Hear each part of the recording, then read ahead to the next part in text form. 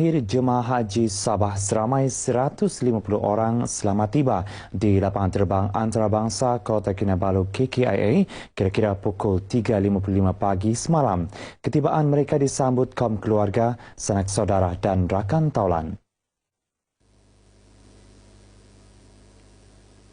Ketika ditemui RTM di KKIA, jemaah haji terlibat melahirkan rasa syukur kerana selesai menunaikan ibadah haji. Mereka turut berkongsi pengalaman menunaikan ibadah rukun Islam kelima itu.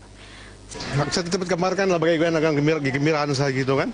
Sebab secara pasti dipahamkan ada lagi 1,8 juta kan menunggu untuk menaik haji. Jadi kami ini terpilih tahun ini sangat cukup gembira dan bertuah. Terima kasihlah pada tabung haji karena memilih saya dan kawan-kawan yang lain tuh. Pengalaman-pengalaman itu memang sukar untuk kita gambarkan. Bagaimanakah keadaan berada di sana? Alhamdulillah sangat-sangat bersyukur karena kita telah dipilih menjadi tetamu Allah pada tahun ini bersama dengan suami. Ya, jadi mudah-mudahan bukan ini adalah panggilan yang terakhir untuk kami. Mengucap terima kasih. Pun itu Baitullah pun memang kita mengucap terima kasih. Mudah-mudahan kita sampai balik sana.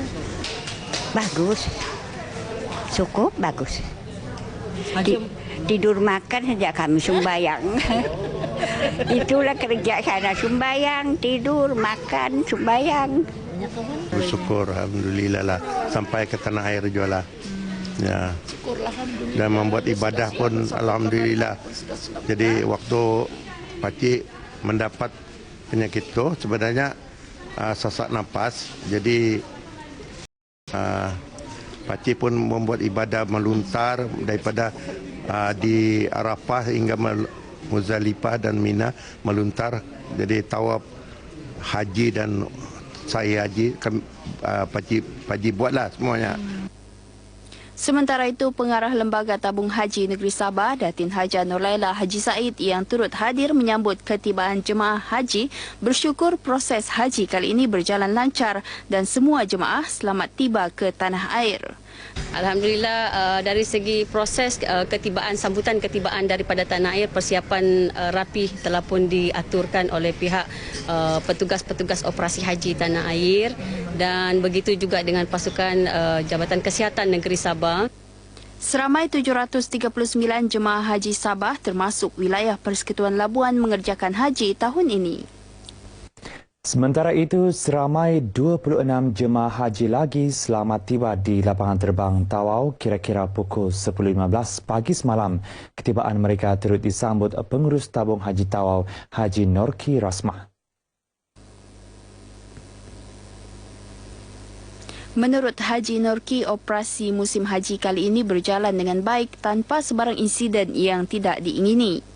Jemaah haji Tawau seramai 150 orang semuanya selamat kembali ke tanah air ya, dalam keadaan selamat, sihat walafiat dan tak ada lagi lah setakat hari ini tak ada berlaku apa-apa kejadian yang tak diingini lah, alhamdulillah.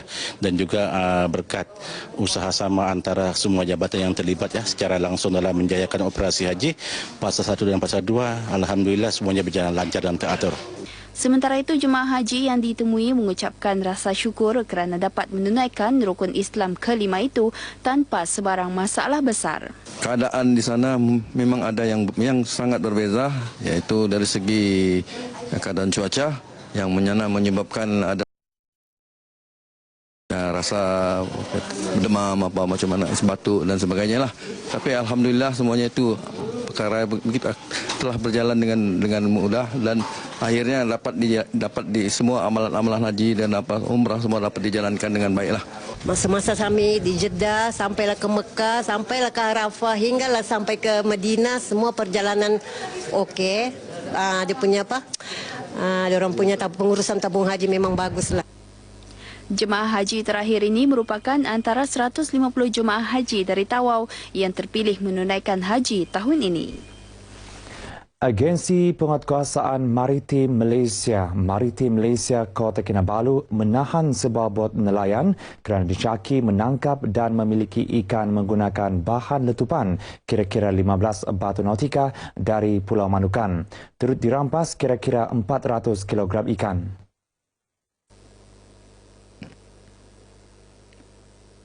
Bot berkenaan ditahan Bot Maritim Malaysia pada pukul 11.15 malam kemarin ketika melakukan rutin pemeriksaan di kawasan perairan Pulau Manukan dan Pulau Gaya. Menurut Pengarah Maritim Wilayah Sabah dan Labuan, Laksamana Pertama Maritim Muhammad Zubil Matsum, pihaknya turut menahan 7 lelaki warga asing berumur antara 20 hingga 50 tahun. 5 daripadanya memiliki dokumen perjalanan, manakala 2 lagi tidak mempunyai sebarang dokumen pengenalan diri.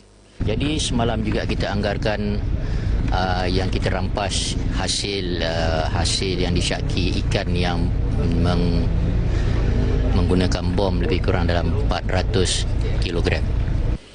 Kes disiasat di bawah Seksyen 26-1-C Akta Perikanan 1985 kerana menangkap ikan menggunakan kaedah meracun atau bom.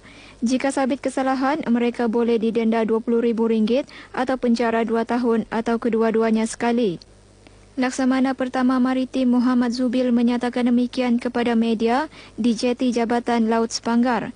Dalam perkembangan sama, beliau menasihati nelayan supaya tidak menggunakan bahan letupan bagi tujuan menangkap ikan yang bukan sahaja berbahaya, malah akan merosakkan ekosistem hidupan laut.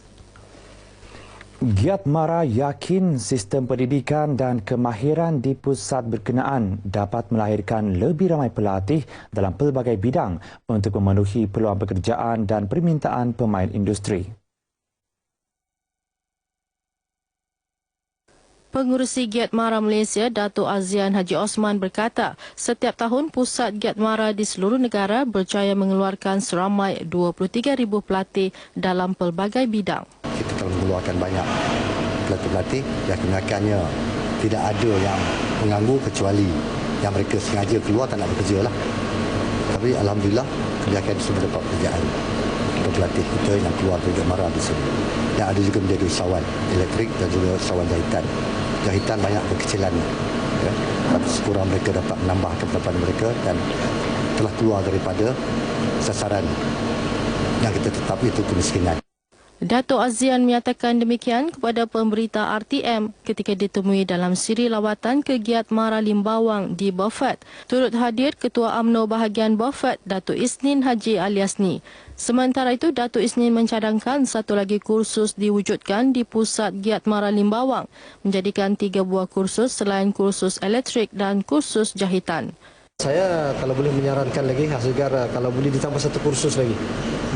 Oleh kerana di pusat Giat Mara Limbawang ini ada dua kursus saja, dan kalau boleh kita tambah lagi satu kursus supaya kita dapat mengambil lagi pelatih yang baru dan supaya kita melahirkan lagi insan-insan yang pandai, insan-insan yang berjaya di masa akan datang. Terdapat 251 pusat Giat Mara di seluruh negara dengan 27 daripadanya dibuka di Sabah. Festival Kebudayaan Antarabangsa atau FKAT 2016 yang diadakan buat tahun kelima akan mengetengahkan konsep legenda kepahlawanan. FKAT kali ini yang diadakan selama 3 hari bermula 20 Oktober ini turut membabitkan penyertaan 29 etnik tempatan selain dari luar negara seperti Brunei Darussalam, Indonesia dan Thailand. Presiden Majlis Perbandaran Tawau MPT Ali Jus Haji Sipil berkata daerah Tawau sudah bersiap sedia menganjurkan festival berkenaan yang dijangka menerima kunjungan pelancong dalam dan luar negara. Saya rasa tidak ada masalah. Dari pengalaman yang baru-baru ini semasa pelancaran Bulan Kebangsaan, kita juga menerima kunjungan yang hampir sama. Saya tidak masalah. Tidak masalah. Bermakna bagus untuk penduduk untuk hotel-hotel di Tawau, bukan hanya yang hotel 4-3 bintang, tapi yang hotel-hotel yang hotel-hotel sederhana juga saya rasa penuh seperti mana yang kita alami semasa pelancaran Bulan Kebangsaan baru-baru ini pada bulan Ogos. Ali Jus menyatakan demikian dalam sidang media selepas mempengerusikan mesyuarat sambutan berkenaan di Dewan Persidangan MPT. Beliau juga memberitahu penganjuran FKAT pada masa hadapan dirancang dibuka untuk penyertaan negeri-negeri di Semenanjung Malaysia bagi mempelbagaikan kebudayaan dalam FKAT. Ketua Menteri Datuk Seri Perdana Menteri Musa Haji Aman dijangka merasmikan FKAT 2016. Tahap kesedaran mengenai kepentingan peranan gender dalam institusi dan organisasi perlu terus diperkasa menerusi perkongsian ilmu dengan golongan muda di peringkat sekolah. Pengarah Jabatan Hal Ehwal Wanita Sabah Haja Masna Mat Saleh berkata, perkongsian ilmu dan pengetahuan mengenai isu berkenaan dapat memastikan kesaksamaan gender dalam pembangunan negara dilaksana dengan lebih berkesan. Harapan program ini adalah untuk membangkitkan kesedaran masyarakat mengenai pentingnya mengintegrasikan gender itu dalam membuat keputusan, membangun masyarakat, membangun negeri. Haja Masna berkata demikian kepada pemberita ketika program Kembara Wacana Gender Kepimpinan Akar Umbi di SMK Bandaraya 2, Kota Kinabalu. Program bertemakan gender menyatukan pemimpin dan rakyat ini bertepatan bagi meningkatkan kefahaman mengenai gender sekaligus mengetengahkan golongan wanita yang berpotensi sebagai rakan pintar dan pembuat keputusan dalam agenda pembangunan komuniti setempat. Lebih 500 peserta hadir menyertai wacana ini. Seterusnya, kita ikuti pelbagai acara di Sabah dalam diari hari ini.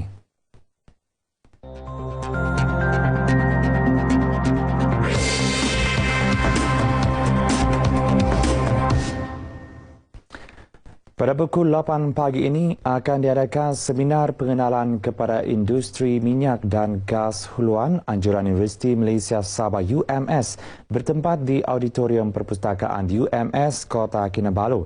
Sementara itu pada pukul 11.30 pagi akan berlangsung persidangan Kesihatan Awam Serantau Sabah kali kedua dan Kolokium Kesihatan Awam Sabah kali ke-11 anjuran Jabatan Kesihatan Negeri Sabah di Hotel Promenade Kota Kinabalu. Pada pukul 1.30 hari pula akan diadakan majlis tilawah Al-Quran Hafazan, Marhaban dan Berjanji serta Nasyid peringkat Zon Borneo 2016 di Dewan Masyarakat Daerah Papar. Paparan itu mengakhiri bahan berita dari Sabah hari ini. Kembali kepada Nur Hidayah di Angkasa Puri. Silakan.